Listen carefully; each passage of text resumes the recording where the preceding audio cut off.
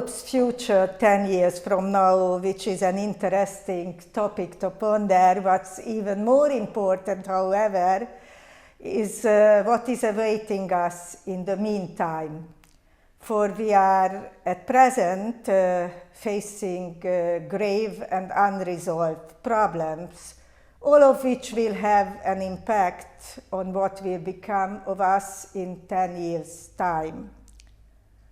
One of the most burning problems, and this is what the question must be, is that there is no vision, no strategic thinking, and no planning of a common future in sight by the European elite. We have different interpretations of the past and of the present, and therefore images of the future are also divergent.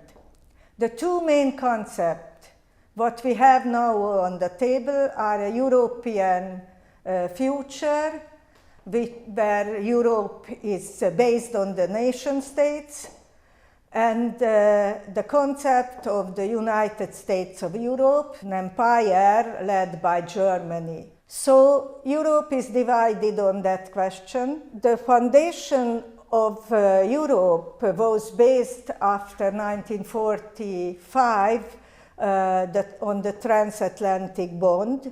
The United States of America has been guaranteeing our West Europe's security over decades until the collapse of the Soviet Empire. They guaranteed the freedom and independence of Western Europe. After the collapse of the Soviet Union, it continued to guarantee the security of the old continent, but in the last years, the US have posed some questions. It's because Europe's role changed. We are not so important anymore. And secondly, because there are new challenges which the United States of America has to face. Therefore, the question is, what will happen with the Atlantic relationship, and what will Europe do when the security umbrella of the United States of America will not be there? The answer is that we need an autonomous defense policy. If we say yes to this point, then we have to discuss who will create it and by what time. If Europe's security could not be guaranteed, then the important role Europe is playing right now could not be maintained. The second most important thing, what should be Europe's answer on the question of Russia? Is Russia part of Europe or it is not? If it is not part of Europe, then we have to take into consideration that a Sino-Russian relationship or alliance will be built, which will also cause problems. Or maybe the Russians may ally with the United States, or what we see right now, that a German-Russian relationship and axis is in making. We should also get an answer on the question whether the European Union continue to enlarge itself or not. Will it incorporate the Balkan countries, Ukraine, or possibly even Russia? If the answer is yes, then we should make the steps in that direction shortly. If the answer is no, then we will also clear our relationship to that countries. In 10 years, we have to get an answer on the question what I posed at the beginning, whether European Union will be a union of nation states or a United States of Europe. and what other countries and nation-states will do with Germany, with the German leadership, which is right now in the making. The German leadership of the European Union put on the table a huge loan program which influence several generations ahead, and will also decide on the maneuver for possibility of different countries in the near future. It is very difficult to answer how Germany will lead Europe, because Germany is very strong in economic sense, but very weak in security terms. Germany did in the last century 2 attempts to get the leadership over Europe that caused 2 world wars, and it is sure that those countries who opposed its dominant position, as the United States of America or Russia, will again put steps against it in the future. Right now, the European Union faces a lot of problems which are unsolved. Since 2008, from the financial crisis, there is discrepancies, grave divergences between the South European countries and the North European countries, which was caused by the euro. It is Italy, Portugal, Spain, Greece, and France, even France. Now this discrepancy is not so severe because it's only money, so they can easily put a compromise and came to a compromise on it. But the 2015 migration crisis is a much severe situation. Between East and West, there is a difference, which is a much graver one, because it is not about money, but about values, culture, emancipation, and identity. A compromise or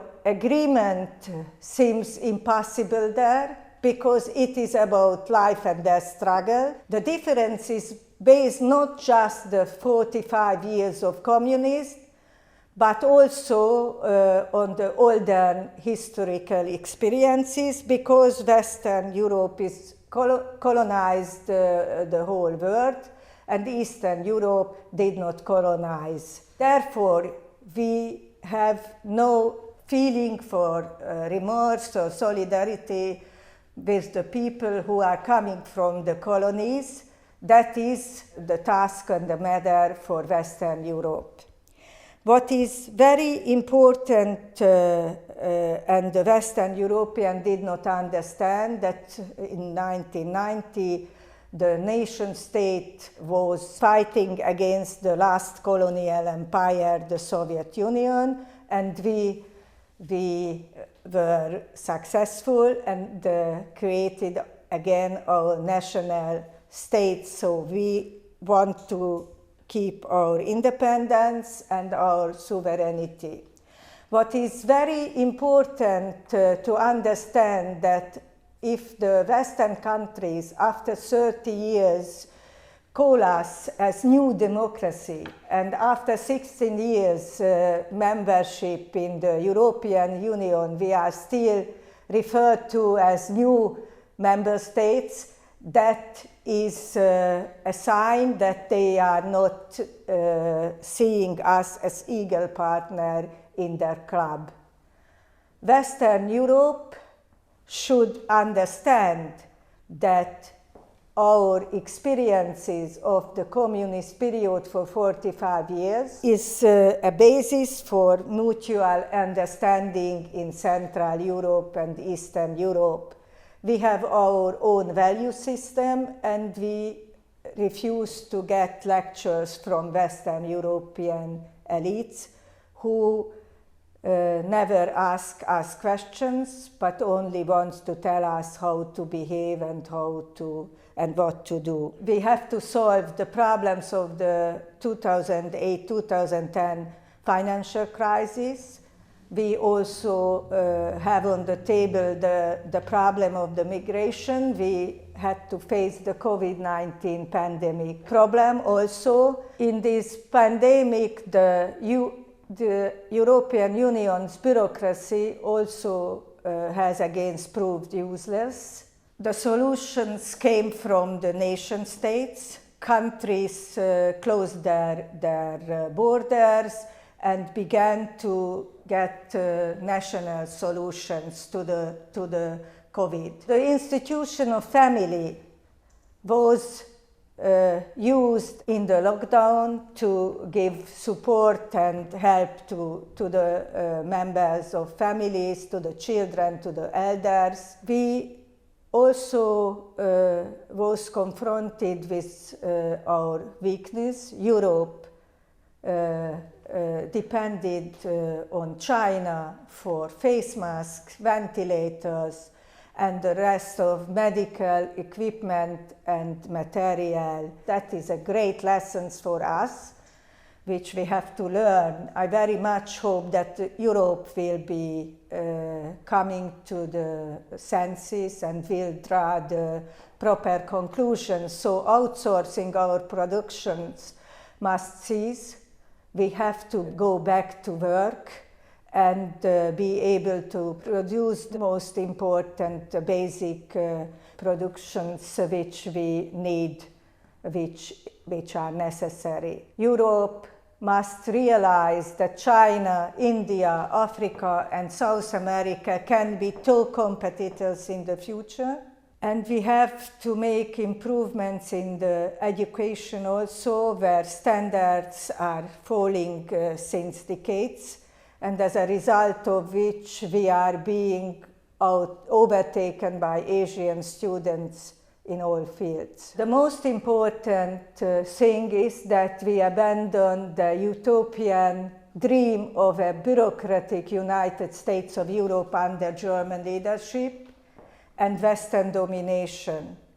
Let us settle for using the principle of the smallest common denominator and following the pattern of the Austro-Hungarian monarchy from 1867-1918, where only have to maintain shared defense and shared foreign policy as the financial aims to base both.